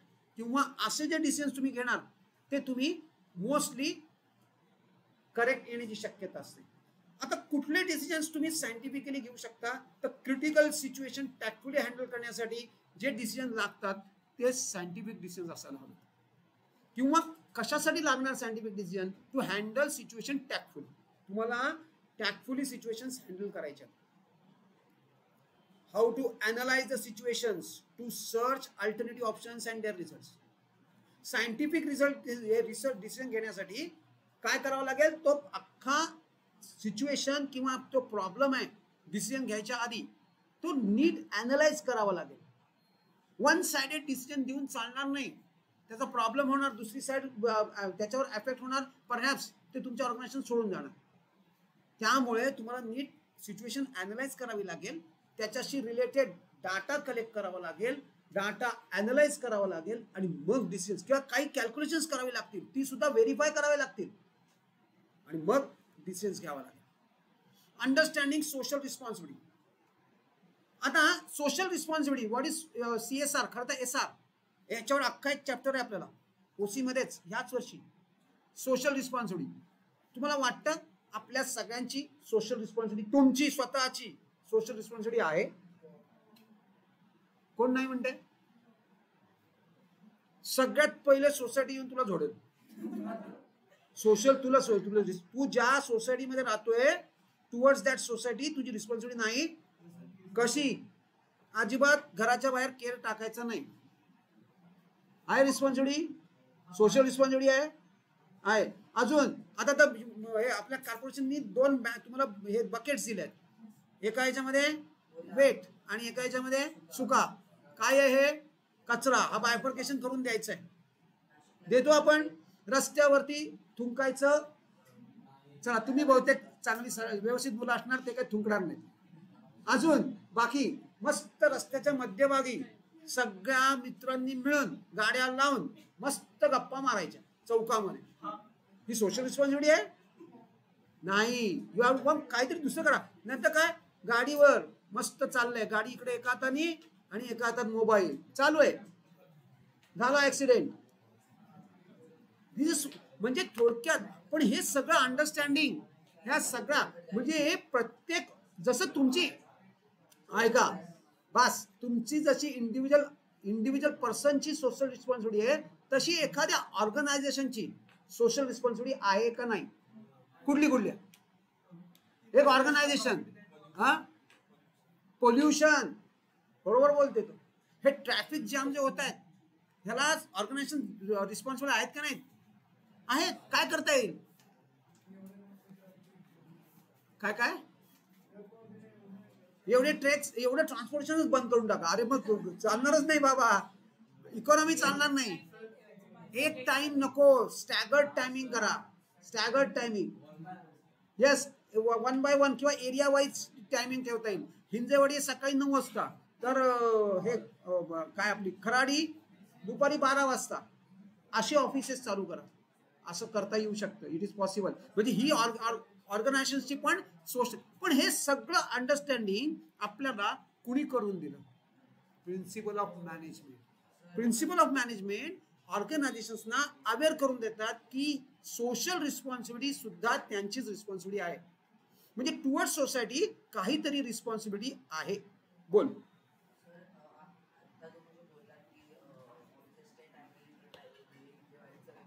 हा,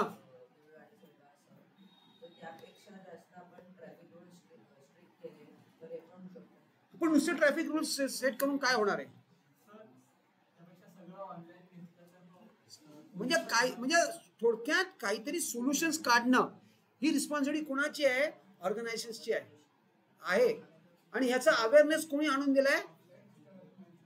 येस, आदिती रीड कर.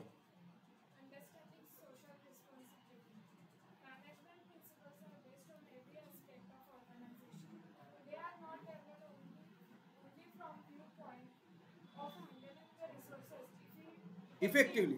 But they guide management in understanding social responsibility of organizations so that they can focus on providing Reasonable price. Avoiding artificial Monopolistic situations. in market, fair competition, fair Remuneration. change in environment, Help. working place, standard tools and machinery, etc. Very good. So हे सगळं करण्यासाठी social responsibility आहे. Next, what is R म्हणजे research and development, R&D. What is research, what is development? चला पटापट, quick quick quick. Research म्हणजे एखाद्या गोष्टीवर इन्फॉर्मेशन गॅदर करणे आणि मग त्याच्या डेव्हलपमेंटवर काम म्हणजे मला बघा काय म्हणायचंय, एखादी नवीन वस्तू निर्माण करणं म्हणजे रिसर्च का डेव्हलपमेंट? डेव्हलपमेंट. रिसर्च. एखादी एक्झिस्टिंग वस्तू आहे त्याचे नवीन युजेस शोधणे म्हणजे डेव्हलपमेंट. Research and development. पण हे काय सांगतायत, it encourages. Principles of management काय सांगते की तुमची जी प्रोडक्ट्स आहेत ना ती सतत डेव्हलप करत ठेवा. मोबाईल एक्झाम्पल बघा ना, सतत डेव्हलपमेंट. या आत्ता सुद्धा आहेत ना, परहॅप्स त्यांचं पुढच्या 5 वर्षाचं प्लॅनिंग असतं. ते आजचा विचारच करत नाही आहेत. पुढच्या 5 वर्षानंतर मोबाईलचा यूज कसा असणार आहे त्यांनी ऑलरेडी त्याच्यावर काम करून ते प्रोडक्ट्स मार्केटमध्ये आणायला सुरुवात केली. आपल्याला वाटतं आत्ताच चालू आहे. नो, परहॅप्स ही त्यांची काही मॉडेल्स डिस्कार्ड पण झाली असतील.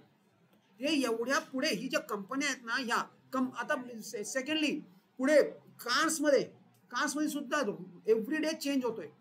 आता जे काय होतात, आता इलेक्ट्रिक व्हेकल्स येतात. दिस इज डेव्हलपमेंट. पण त्यात सुद्धा केवढ्या मोठ्या प्रमाणात डेव्हलपमेंट चालू आहे. की कसं होतंय की त्या ह्याचं जेवढं मायलेज वाढेल तेवढं ते पाहिजे.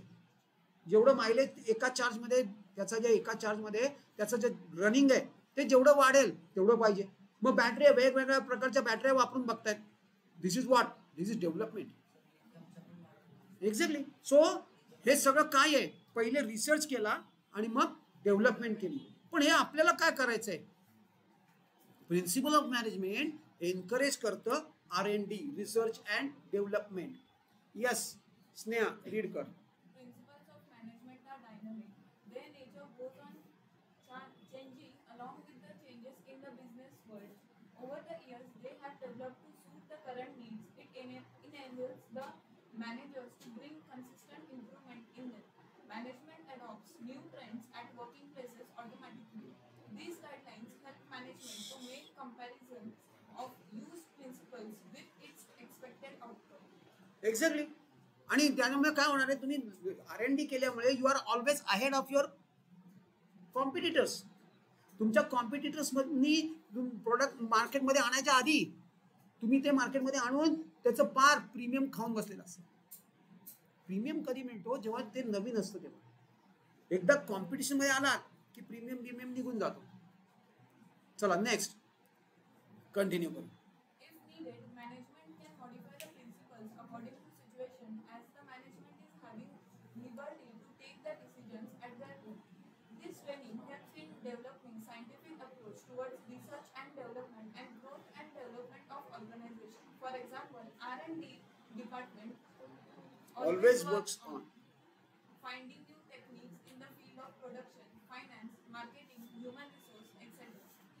सो R&D नेहमी नुसत्या फक्त प्रोडक्टवर काम करतं असं नाही. R&D कधी कधी मेथड्सवर काम करतं, प्रोसेसेसवर काम करतं.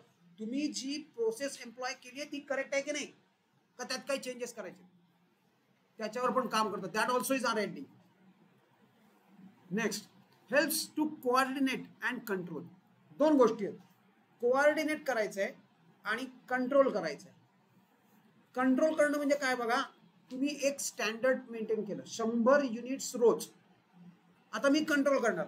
चला कोण कोण आहेत की ज्यांनी 100 केले नाहीत, का नाही केले, रिझन शोधून काढा, त्याच्यावर वर्क करा, त्याला 100 वर नेऊन ठेवा. That is control.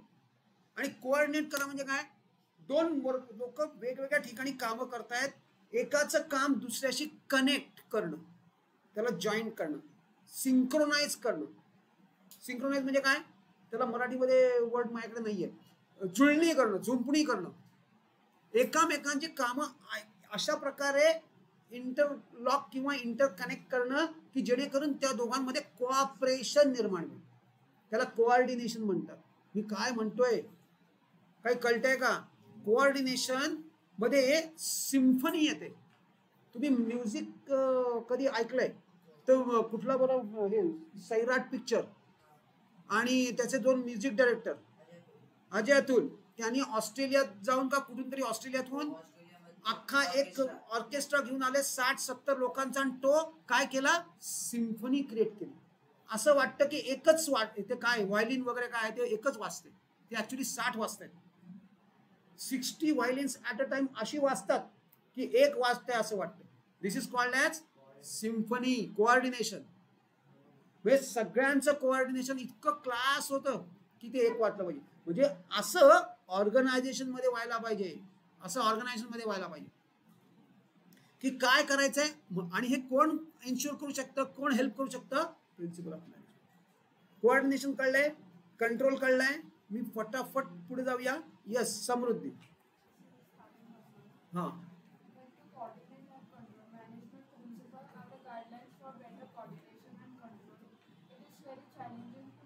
coordination and cooperation among different employees working in different departments.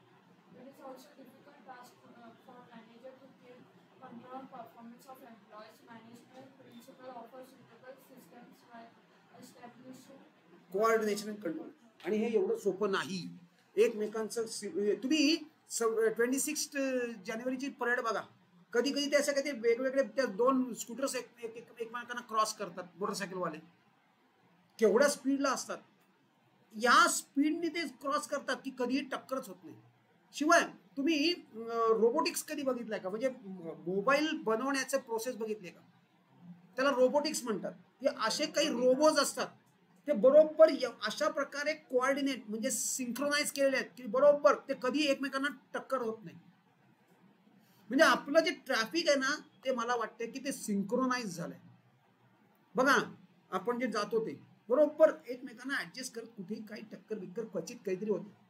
तुम्ही चालवताना बघा ना कसंही चालवता पण ते होतं अंडरस्टँडिंग करून. तुम्ही मी किती वेळा बघितलंय लेफ्ट हँड साईडचा ड्रायव्हर राईट हँड साईडला जातो वळून पण तरी ऍक्सिडेंट होत नाही. हेच जर तुम्ही बाहेरच्या देशात घ्यात ना धाड धाड धाड कार्स येऊन आपटतील. कारण this is not allowed. Line cutting आहे हे अलाउडच नाही. तू have to go into that lane only. तुम्ही स्वतः बघा ना कसे चालवता. सिग्नलला सगळ्यात पुढे पहिला कोण अशी रेस असते. मग कसं करता? कुठूनही घालून रस्त्यावर पुढे सगळ्यात पुढे उभा. जसं काही त्याला अवॉर्ड मिळणार आहे पहिलं. हा बाबा तुला अवॉर्ड घ्या. अशा प्रकारे 2 व्हीलर्स चालवतात किंवा कार्स सुद्धा फॉर दॅट मॅटर. म्हणजे थोडक्यात ते काय होतंय हे ड्रायव्हिंग तर चालू आहे पण ते ऑटोमॅटिकली सिंक्रोनाइज झालंय. ऍक्सिडेंट होत नाहीये. त्याला कोऑर्डिनेशन. पण हे काय माहिती का? मॅनेजमेंटला मात्र खूप मोठ्या प्रमाणात एफर्ट्स घ्यावे लागतात फॉर कोऑर्डिनेशन अँड कंट्रोल. आणि ते कशामुळे पॉसिबल आहे? Principles of management. Objective approach. Objective approach म्हणजे काय? आपण जे आता डिस्कस करतो मी तुमच्या पुढे एक ऑब्जेक्टिव्ह ठेवलाय 90 मार्क्स. आता तुम्ही सगळे त्या दृष्टीने कामाला लागणार. मग तसंच ऑर्गनायझेशन मध्ये 100 करोडचा टर्नओव्हर आहे. त्यांना सगळ्या ऑर्गनायझेशनला सांगून टाकलं की आपल्याला बाबांनो आपला हा जो 100 करोडचा टर्नओव्हर आहे तो आपल्याला पुढच्या 5 वर्षात 200 करोड न्यायचा आहे. हे काय झालं? ऑब्जेक्टिव्ह. दिस ऑब्जेक्टिव्ह. मग लोक लागली कामाला. सगळ्यांच्या डोक्यात एकच की पुढच्या 5 वर्षात 200 करोड. हे आपल्याला हे कोण हेल्प करते? To identify to develop all these things. हा अप्रोच डेव्हलप करायला कोण हेल्प करतं? Principles of management. Yes read कर. With the help of various principles of management, one can develop an objective approach. Managers can identify the business opportunities, root causes of the problems in correct manner, and can provide appropriate solutions on it. It builds confidence in the minds of the manager. यांनी काय होणार आहे? Confidence built up होतो. चला फक्त 2 मिनिटं आपण अजून डिस्कस करणार आहोत. माणूस बघणार आहोत. कोण आहे? हेनरी फ्योर. चला आता आपल्याला कमीत कमी 14 प्रिन्सिपल्स कव्हर करायचे. व्हेरी एंटरटेनिंग आहे. त्यांनी खूप मोठी एंटरटेनमेंट तुमच्यासाठी ठेवलेली आहे. नेक्स्ट 14 प्रिन्सिपल्स हे अतिशय एंटरटेनिंग आहेत. Entertaining Y I am saying entertaining? कारण त्याचे एक्झाम्पल्स आहेत ना ते अतिशय एंटरटेनिंग आहेत. तुम्हाला खूप मजा येईल हे प्रिन्सिपल्स रीड करण्यामध्ये. चलो tomorrow we will do that.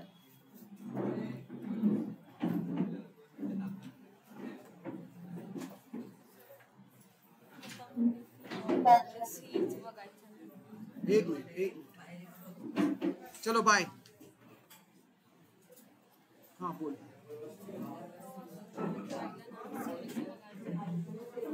आता सध्या जरा म्हणजे आमचे जे ओळखीचे ना त्यांच्याकडे नाहीये काही, त्यातून मी विचारून बघतोय.